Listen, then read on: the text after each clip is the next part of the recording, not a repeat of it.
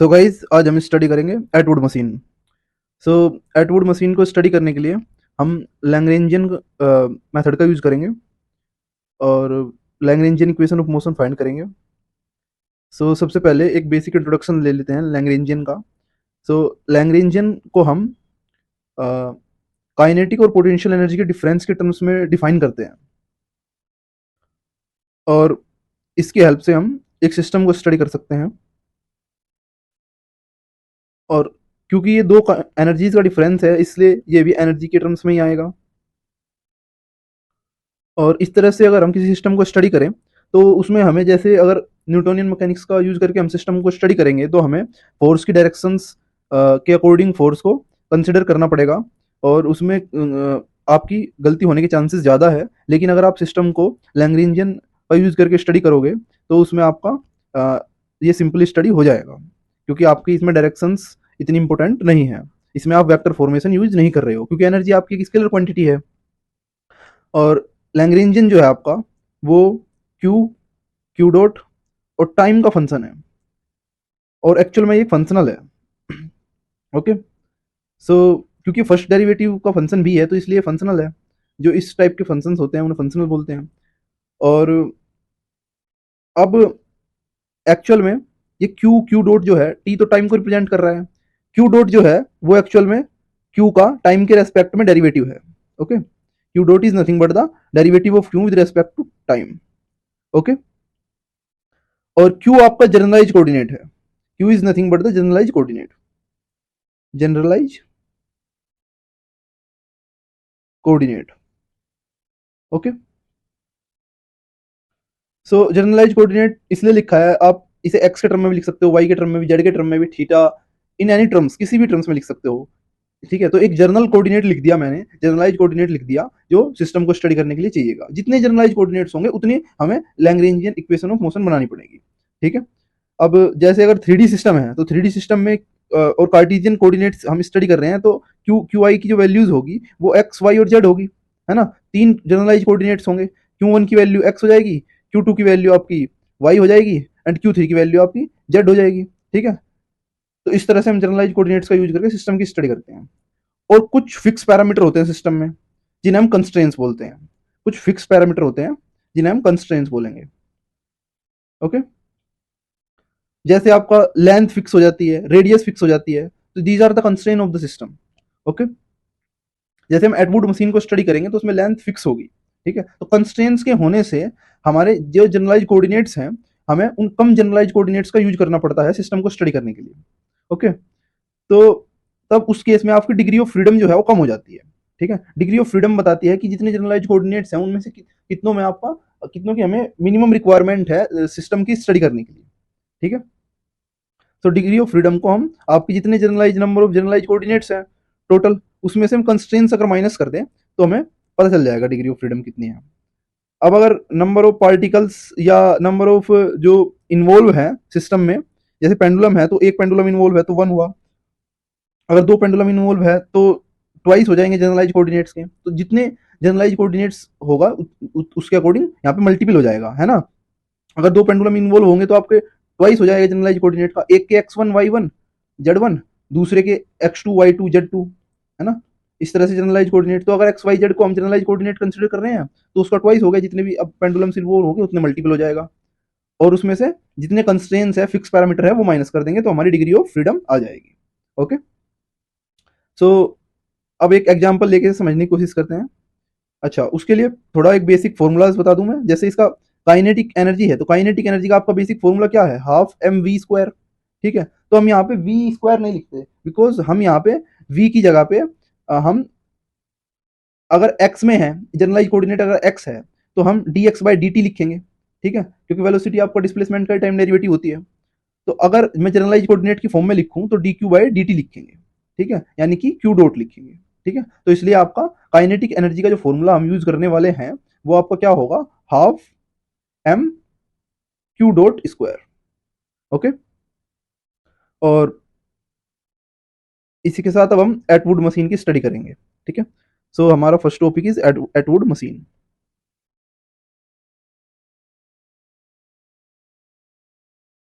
सो चलिए पहले figure draw कर ले रहे हैं। ये हमारी एक पुली लगी हुई है और इसके दोनों साइड दो मासिस टंगे हुए हैं, ठीक है। वन मास आपका M2 है और दूसरा आपका M1 है, दो मासिस टंगे हुए हैं हमारे। अब हम लेट सपोज यहाँ से यहाँ तक की जो डिस्टेंस है इसके मिडिल तक की, वो हम x1 ले रहे हैं और इससे इसका जो हाफ है हाफ तक जाएंगे।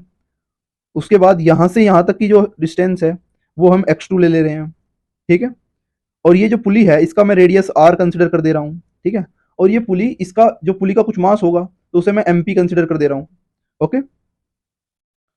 सो this is our figure of Atwood machine. इस टाइप की आपकी एटवुड मशीन होगी और ये पुली हमने फ्रिक्शन लेस कंसिडर की है, फ्रिक्शन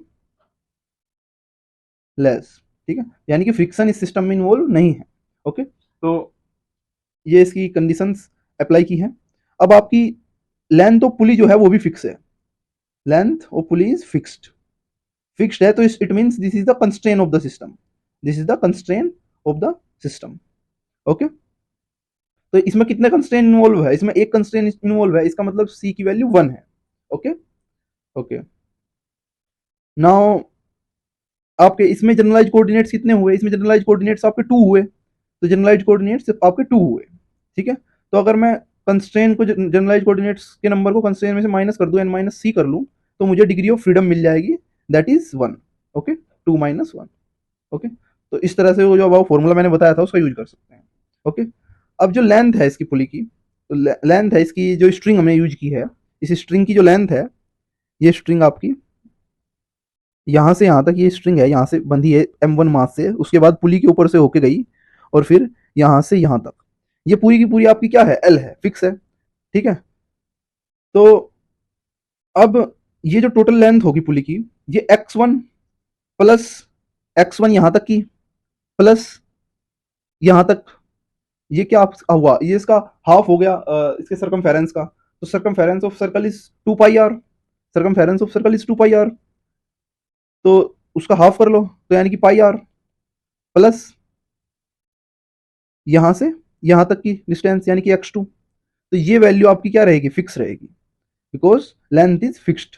ये इसकी एटवुड मशीन की कंडीशन है, ओके ओके। अब तो इस इक्वेशन से, ये जो हमारे पास इक्वेशन आई है कि एल की वैल्यू ये है, तो अगर मैं इसका टाइम के रेस्पेक्ट में डेरिवेटिव लूं, क्योंकि एल चेंज नहीं हो रहा है, लेंथ चेंज नहीं हो रही, इसलिए इसका टाइम के रेस्पेक्ट में डेरिवेटिव क्या आएगा, 0 आएगा। और x का डेरिवेटिव, x1 का डेरिवेटिव x डॉट हो गया। अच्छा, ये जो डॉट मैं लिख रहा हूँ किसी भी वैल्यू के ऊपर, that is representing the derivative with respect to time, ये टाइम के रेस्पेक्ट में डेरिवेटिव को रिप्रेजेंट कर रही है।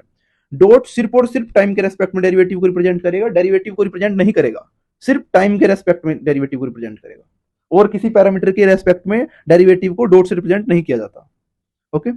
अब इसमें पाई और आर ये दोनों भी कांस्टेंट है, तो इट मींस इसका डेरिवेटिव भी टाइम के रेस्पेक्ट में 0 ही आएगा, प्लस x2 डॉट, ओके। तो इससे मुझे पता चला कि x1 dot is nothing but the negative of x2 dot, okay. So this is my first equation, this is my second equation. और अगर मैं सेकंड इक्वेशन का डेरिवेटिव लूं टाइम के रेस्पेक्ट में दोबारा से, तो मुझे मिलेगा कि x1 double dot equals to x minus of x2 double dot, okay. So आपकी फर्स्ट इक्वेशन बता रही है कि कंस्ट्रेंट जो फिक्स है, और सेकंड इक्वेशन आपकी बता रही है कि वेलोसिटी जो होगी x1 की, वो वेलोसिटी x2 के अपोजिट होगी, अपोजिट डायरेक्शन में होगी, यानी कि एक ऊपर आएगा तो दूसरा नीचे जाएगा, यानी कि ये मास अगर ऊपर की तरफ मूव करेगा तो ये वाला मास नीचे की तरफ मूव करेगा, ओके। और मैग्नीट्यूड उन दोनों का इक्वल होगा वेलोसिटी का। और थर्ड इक्वेशन बता रही है एक्सेलरेशन के बारे में, कि इन दोनों के एक्सेलरेशन का मैग्नीट्यूड तो इक्वल होगा लेकिन अपोजिट डायरेक्शन में होंगे, क्योंकि वेलोसिटी भी अपोजिट डायरेक्शन में है, ओके ओके। अब अब अगर हम फाइंड करें kinetic energy of the system, तो क्या आएगी आपकी kinetic energy of this mass, kinetic energy of this mass and the kinetic energy of this pulley, okay. सबको ऐड कर दो, हमें मिल जाएगी kinetic energy of the system. तो काइनेटिक एनर्जी का जो हमने फॉर्मूला था, that is what, half m q dot square, okay. तो यानी कि क्या आएगा आपका, हाफ m1 के लिए m1 और m1 के लिए x1 dot square plus half m2 x2 dot square plus, अब काइनेटिक एनर्जी जो आपकी पुली की होगी, क्योंकि पुली रोटेशनल मोशन में है, तो पुली रोटेशनल मोशन में है, इसलिए उसकी काइनेटिक एनर्जी के लिए जो फॉर्मूला यूज होगा that will be half half I omega square, half I omega square. यही आपका काइनेटिक एनर्जी होती है रोटेटिंग मोशन में, रोटेशनल मोशन में। और omega is nothing but the time derivative of theta. Omega आपका क्या होता है? टाइम डेरिवेटिव ऑफ थीटा होता है। तो हम इसे लिख सकते हैं, क्योंकि टाइम डेरिवेटिव को हम थीटा डॉट लिख सकते हैं, है ना, टाइम के रेस्पेक्ट में जो डेरिवेटिव लिखेंगे उसे डॉट लिख सकते हैं। तो यानी काइनेटिक एनर्जी का एक्सप्रेशन क्या बन गया आपका? Half I theta dot square, and I is movement of inertia, movement of inertia. Okay. और पुली का जो आपका मोमेंट ऑफ इनर्शिया होगा, होता है, that is half M R square. Pulley का moment of inertia half M R square होता है। ठीक है।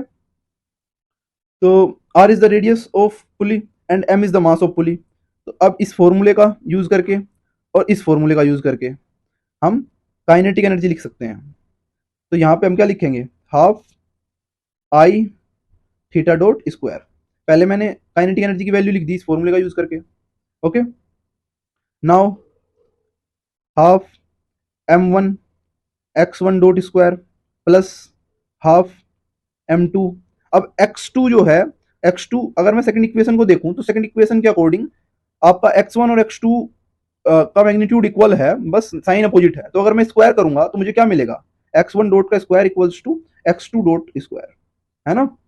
तो यानी कि दोनों के स्क्वायर की वैल्यू इक्वल ही है ना। तो इक्वल वैल्यू है तो मैं यहाँ पे एक्स वन डॉट स्क्वायर लिख सकता हूँ। ओके। प्लस हाफ, अब आई की value, I is the moment of inertia, उसकी value half M R square है। तो मैं यहाँ पे लिख दूंगा half M is the mass of pulley R square into theta dot square. Okay. Now theta is the angle. अब अगर मैं एक रोटेशनल मोशन में देखूं तो theta is the angle. Theta को आप हम क्या बोलते हैं? एंगुलर डिस्प्लेसमेंट, और नॉर्मली एंगल बोलते हैं। ठीक है। अब ये आपका डिस्प्लेसमेंट है, this is the displacement x. Okay. जो डिस्प्लेसमेंट होगा। अब ये आपका रेडियस आर है। ओके। तो ये जो एक्स डिस्प्लेसमेंट है, this is the arc of this circle. तो आर्क में और रेडियस में क्या रिलेशन होता है कि arc is nothing but the radius into circle, radius into angle. Angle और रेडियस का अगर हम प्रोडक्ट कर दे तो आर्क लेंथ आ जाती है। तो it means X will be R theta. Okay. तो इसका मीनिंग एक्स आर थीटा होता है, तो इट मींस थीटा होगा एक्स बाय आर। ओके। और अगर मैं थीटा डॉट करूं, यानी कि टाइम के रेस्पेक्ट में थीटा का डेरिवेटिव लूं, तो यहाँ पे भी आपका आर तो कांस्टेंट है टाइम के रेस्पेक्ट में, तो यहाँ पे d x by D t आ जाएगा।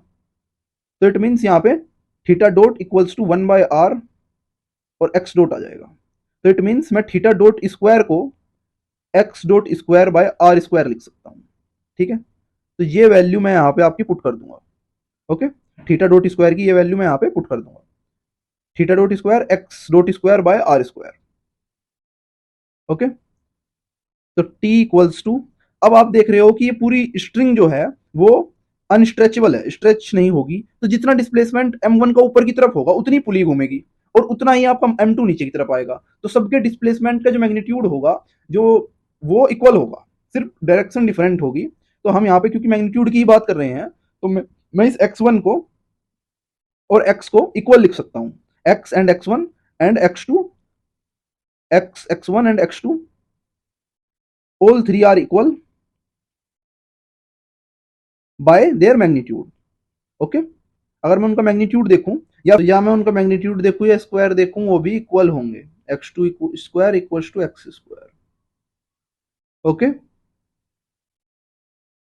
सो मैं इन सबको एक्स स्क्वायर से रिप्लेस कर सकता हूं, यानी कि, तो यानी half M one X dot square plus half M two X two dot square, sorry X dot square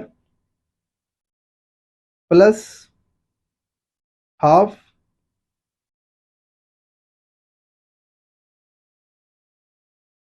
M P R square into, यहाँ पे मैं थीटा डॉट की वैल्यू पुट कर दे रहा हूँ, that is X dot square upon R square. तो ये आपका आर स्क्वायर से आर स्क्वायर कैंसल आउट हो जाएगा। और ये हाफ इंटू हाफ 1/4 हो जाएगा। तो आपकी काइनेटिक एनर्जी की वैल्यू आ जाएगी 1/2 m1 x dot square plus 1/2 m2 x dot square plus 1/4 mp x dot square. Okay, so that is the value of kinetic energy. Okay, so इसे मैं आपकी fourth equation consider कर दे रहा हूँ। Okay, अब हम पोटेंशियल एनर्जी लिख ले रहे हैं। सो पोटेंशियल एनर्जी क्या होगी आपकी? सो फर्स्ट मास के लिए आपकी माइनस एम जी एक्स हो जाएगी x1, और सेकंड के लिए माइनस m2 जी x2 हो जाएगी। ओके, सो अगर मैं फर्स्ट इक्वेशन से x2 की वैल्यू निकालूं, ये रही हमारी फर्स्ट इक्वेशन। इससे अगर मैं x2 की वैल्यू निकालूं तो मुझे क्या मिलेगी? पहले मैं फर्स्ट इक्वेशन को लिख ले रहा हूँ, L equals to x1 plus x2 plus pi R. यह है फर्स्ट इक्वेशन। इससे मैं अगर x2 निकालूं तो x2 is nothing but L minus x1 minus pi R. Okay, और ये वैल्यू अगर मैं यहाँ पे पुट कर दूं तो मुझे क्या मिलेगा? That potential energy is nothing but minus m1 g x1 minus m2 g L minus x1 minus pi R. Okay, अब पोटेंशियल एनर्जी क्या हो गई आपकी? Minus m1 g x1 minus m2 g L plus m2 g x1 plus m2 g pi R. Okay, so ये आपका potential energy का expression बन गया। इसमें आप देख रहे हो कि x पे डिपेंडेंट टर्म दो ही है, ये और ये, बाकी कांस्टेंट टर्म है। ओके, सो अब मैं लैग्रेंजियन अगर लिखूं, और इस इक्वेशन को मैं कंसिडर कर दे रहा हूं आपकी फिफ्थ इक्वेशन। सो अगर मैं फोर्थ एंड फिफ्थ इक्वेशन का यूज करके लैग्रेंजियन लिखूं तो L is nothing but T minus V. So Lagrangian क्या आ जाएगा आपका? फोर्थ इक्वेशन में लैग्रेंज टी लिखा हुआ है आपका काइनेटिक एनर्जी, और फिफ्थ इक्वेशन में आपका पोटेंशियल लिखा हुआ है। तो दोनों का डिफरेंस करके मैं लैग्रेंजियन लिख दे रहा हूँ। That will be half m1 x dot square plus half m2 x dot square plus 1/4 mp x dot square plus m1g x minus m2g x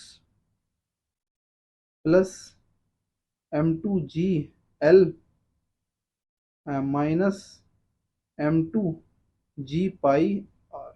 ठीक है, ये दोनों पार्ट आपके कांस्टेंट है, इसलिए मैंने लास्ट में लिख दिए। ओके, ये x डॉट डिपेंडेंट टर्म्स है और ये x डिपेंडेंट टर्म्स है दो। ओके, तो अब अगर मैं लैग्रेंजियन लिखूं, लैग्रेंज इक्वेशन ऑफ मोशन लिखूं, तो उसके लिए हमारा जो इक्वेशन है that is,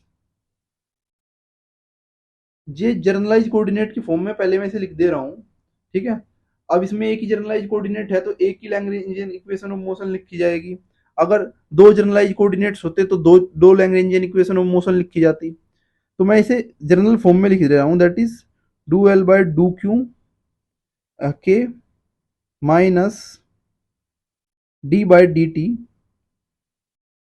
do L by do q dot k equals to 0। और ये उतने ही सेट ऑफ इक्वेशंस बनेंगे जितने क्यू के की वैल्यूज होगी। ओके, क्योंकि क्यू के की एक ही वैल्यू है तो इसलिए एक ही सेट ऑफ इक्वेशन बनेगा, that is do L by do x minus d by d T do L by do x dot. Okay, so अब लैग्रेंजियन आपका ऊपर लिखा हुआ है ही, ये रहा। इसे सिक्स्थ इक्वेशन कंसिडर कर दे रहा हूँ। ठीक है, तो इसका आप इसे एक बारी में सोल्व करने की जगह आप क्या करो, इसके एक एक टर्म्स पहले सोल्व कर लो। मतलब पहले do L by do x निकाल लो, पहले फर्स्ट टर्म सोल्व कर लो, पार्शियल डेरिवेटिव निकाल लो विद रेस्पेक्ट टू एक्स। इससे आपके मैथमेटिकली एरर होने के चांसेस कम हो जाएंगे। ओके, तो एक्स के रेस्पेक्ट में पार्शियल डेरिवेटिव निकालना है, इट मीन्स वो टर्म्स कंसिडर करो खाली जिसमें एक्स हो। तो ऐसे सिर्फ दो टर्म्स है जिसमें एक्स है, तो यही दो कंसिडर करो और आपका आंसर आ जाएगा, दैट इज m1g एक्स का डेरिवेटिव हो गया minus m2g। Okay, after that partial derivative लो with respect to x dot. Okay, so इससे आपका क्या होगा, एक्स डॉट वाले जो टर्म्स है उनके रेस्पेक्ट में लेना है खाली, ये रहे एक्स डॉट वाले टर्म्स। ठीक है, तो जब इनका पार्शियल डेरिवेटिव लोगे तो एक्स डॉट स्क्वायर का डेरिवेटिव लिया जाएगा, तो टू एक्स डॉट आएगा, टू से टू कैंसिल आउट हो जाएगा, हाफ से टू, और ये आपका आ जाएगा क्या, m1 x dot plus m2 x dot plus half mp x dot. ठीक है, अब इसका क्या करना है, इसका टाइम के रेस्पेक्ट में डेरिवेटिव लेना है। इसका क्या करना है, टाइम के रेस्पेक्ट में डेरिवेटिव लेना है। अब इसका टाइम के रेस्पेक्ट में डेरिवेटिव लो, तो टाइम के रेस्पेक्ट में जब आप डेरिवेटिव लोगे तो क्या होगा, एक डॉट और बढ़ जाएगा, एक्स डबल डॉट हो जाएगा। क्यों, क्योंकि dot is the derivative with respect to time. Okay, तो मैं इसे कॉमन ले रहा हूँ, m1 एक्स डबल डॉट, रुक जाओ कॉमन नेक्स्ट टाइम लूंगा, m2 x double dot plus half mp x double dot. Okay, अब इसमें से आप कॉमन ले सकते हो, that is m1 plus m2 plus half mp x double dot. Okay, आप इस इक्वेशन को इस फॉर्म में भी लिख सकते हो और इस फॉर्म में भी लिख सकते हो, D by D T do L by do x dot minus do L by do X equals to zero. ऐसे ऐसे क्यों लिख सकते हो, बिकॉज आपका जो आर एच एस है उसमें जीरो है, तो आप माइनस से अगर सारे टर्म्स को मल्टीप्लाई कर दोगे तो यही इक्वेशन आ जाएगी, ये दोनों इक्वेशन सेम ही है। ठीक है, तो आप किसी भी फॉर्म का यूज कर सकते हो, आपका आंसर सेम ही आएगा। ओके, सो अगर मैं किसी एक फॉर्म का यूज करूं, लेट सपोज इसका यूज कर ले रहा हूं, तो मैं क्या कर रहा हूं, इसमें से इसे माइनस कर दो। ओके, और इक्वल टू जीरो रख दो। ओके, और इसमें से मैं जी कॉमन ले सकता हूं, तो इसमें से जी कॉमन ले लूं और m1 माइनस m2 कर दो। ओके, तो इसमें से यानी कि इसमें से मुझे वो ऊपर वाला माइनस करना है, यानी कि m1 plus m2 plus half mp x double dot. Okay, minus, और इसे माइनस करना है। ठीक है, तो that is m1 minus m2 g equals to zero. Okay, तो हमारी equation Lagrangian equation of motion आ गई। ठीक है, अब अगर आप इसे माइनस को अंदर मल्टीप्लाई करके प्लस में लिखना चाहते हो तो वो भी कर सकते हो, अदरवाइज हमारा आंसर आ गया। अगर आपको लैग्रेंजियन इक्वेशन ऑफ मोशन ही स्टडी करनी थी तो आपकी इक्वेशन ऑफ मोशन आ गई। Okay, X double dot plus m2 minus m1 G equals to zero. ठीक है, अब अगर आप एक्स डबल डॉट निकालना चाहते हो, यानी कि एक्सलरेशन निकालना चाहते हो अगर, तो X double dot equals to बाकी टर्म्स को उस साइड ले जाओ, इस सारे टर्म को उठा के उस साइड ले जाओ। ठीक है, तो ये आपका क्या आया था, दैट वाज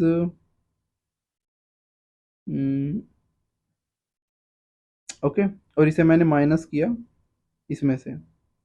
ओके, तो ये हो गया। अब इसे उस लेफ्ट साइड ले जाऊंगा तो मैं, तो ये आपका साइन इसके अपोजिट हो जाएंगे, है ना, जो साइन कन्वेंशन है इसका, उसका डिफरेंट साइन कन्वेंशन आ जाएगा।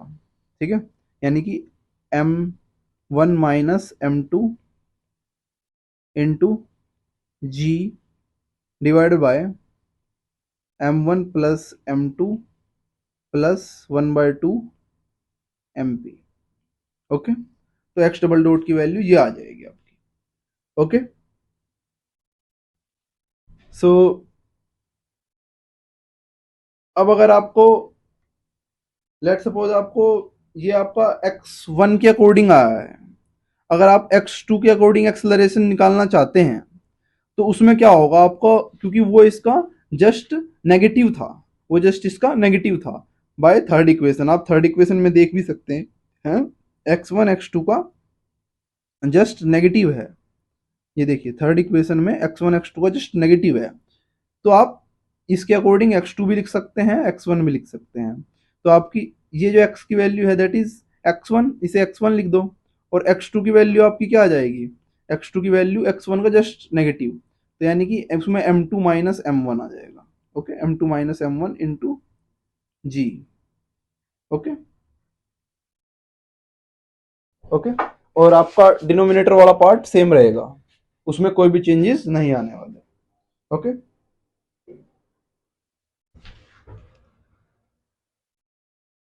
सो डिनोमिनेटर में आपका मैं सेम ही वैल्यू लिखूंगा, that is m2 plus m1 plus half mp। Okay,